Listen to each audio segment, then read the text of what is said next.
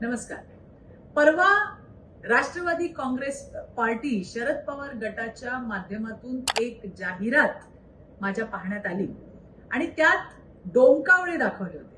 खरं तर आपल्याजवळ 10 खासदार सुद्धा नसताना पंतप्रधान पदाची स्वप्न पाहणारे, त्याच्याबरोबरच एक चिवचिव चिमणी, देशाचा आणि राज्याचा विकास सहन न होणारा, पोटशूळ उठल्यानं कोंडून घेणारा, जबाबदारीची जाणीव नसणारा खोटा डोमकावळा, त्यानं खोटं नरेटिव्ह पसरून सकाळी बांग देणारा एक विठू विठू पोपट सांभाळलाय.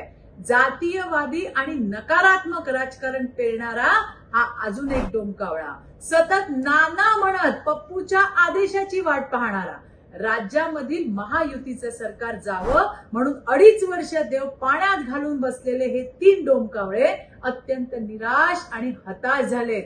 त्याचा हा विकृत चेहरा आणि पाताळ यंत्री उद्धार दुसरं काय? एक लक्षात घ्या, तुम्ही कितीही टीकास्त्र सोडली, अगदी कमरेखाली वार केले, तरीही राज्यातील जनता ही महायुतीच्या कारभारावर खुश आहे. राज्यात पुन्हा हेच महायुतीचं सरकार सत्तेवर येणार आहे. ही काळ्या दगडावरची पांढरी रेघ आहे. त्रागा करत हात चोळत बसण्याशिवाय तुमच्याकडे दुसरं आहे तरी काय?